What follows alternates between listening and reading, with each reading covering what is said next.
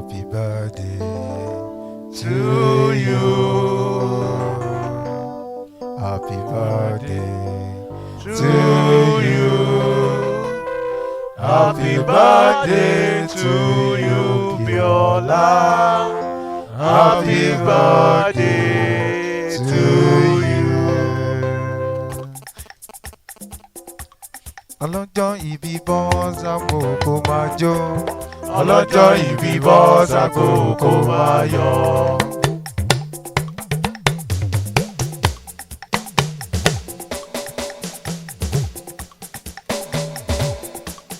Ọlọ́jọ́ ìbí bọ́ sápò ọmọ alára. Ọlọ́jọ́ ìbí bọ́ sápò kó máa yọ̀. Ọlọ́jọ́ ìbí má máa pa oore Ọlọ́run mọ́ra o. Olúwa bá ṣe ẹ́ lóore. Ọmọlára má máa pa oore Ọlọ́run mọ́ra o.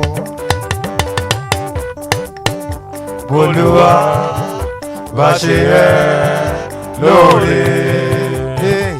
Kọrin hallelujah. Jíjó ayọ̀ sí bàbá. Kọrin hallelujah. Jíjó ayọ̀ sí bàbá. Ayára jí sámú bàròdé Akeem. Aya rere lọ́dẹ̀dẹ̀ ọkọ o. Mọ̀mísí Àlíyá o. Mama Izat. Mama Tabib Shaloni tèmi ọlọ́jọ́ ìbí. Congratulations mo kí ẹ dáadáa. Àwọn ẹni bí ẹni èèyàn bí èèyàn pàtàkì. Wọ́n ń bọ́ lọ́jọ́ ìbí jó. Mr and Mrs Philip Oyedele. Bàbá ọlọ́jọ́ ìbí mi o. Bá mi tọ́jú ọba Fásikùn Oyedele. Olú yìí ní ṣàbàbà wa ni. Ọba Fàjìṣà ló ní tèmi ẹ̀.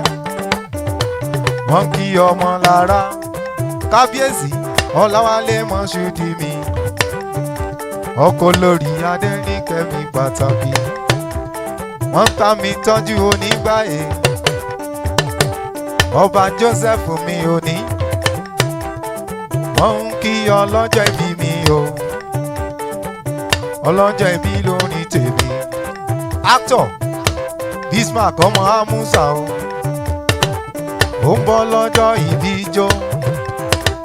Sunday ọmọ Afọlábí mi o. Ọmọ bàbá gẹ́gẹ́ mo bá ròde. Wọ́n ní pé má máa pa oore Ọlọ́run mọ́ra o. Olúwa bá ṣe ẹ́ lóore. Abíọ́lá má máa pa oore Ọlọ́run mọ́ra o. Olúwa bá ṣe ẹ́ lóore. Kọrin hallelujah. Jíjó ayọ̀ sí bàbá. Bóyá mo ní ọlọ́jọ́ ìbí máa jó e. Ọlọ́jọ́ ìbí máa jó e. Abíọ́lá máa jó e. Ó ní lọ́jọ́ ayọ̀ rẹ̀ Abíọ́lá máa jó. Ọlọ́jọ́ máa jó e. Ọlọ́jọ́ ìbí máa jó e. Ó ní lọ́jọ́ ayọ̀ rẹ̀ ọlọ́jọ́ ìbí máa jó. Aya Rájí máa jó e. Aya Alhaji Akeem máa jó e. Mọ̀mísí Àlíyá máa jó e. Ó ní lọ́jọ́ ayọ̀ rẹ̀ ọlọ́jọ́ ìbí máa jó. Ọpẹ́ máa jó e. Abíọ́lá máa jó e. Ó ní lọ́jọ́ ayọ̀ rẹ̀ lọ́jọ́ ìbí máa jó. Bóyá kí ló fi sàn dáwọn tí ikú ti pa. Ìwọ ló ṣàbò àlàáfíà wa. Ìwọ lámọ̀ tó yọ wá nínú ewu. Hallelujah, ògo ni fún. Ó ti yá. Hallelujah, ògo ni fún bàbá. Máa fi jó ìlú yìn Ọlọ́run wa. Alààyè ni ó yìn ọ́ bó ti yẹ. Hallelujah, ògo ni fún bàbá. ṣe mímọ̀ ṣe, kì í ṣe agbára rẹ̀, kì í ṣe títóbi rẹ̀ náà ṣe dá ẹ sí o bàbá ọlọ́run. Kì í ṣe mímọ̀ ṣe, kì í ṣe agbára mi, kì í ṣe títóbi mi náà ṣe dá mi sí o.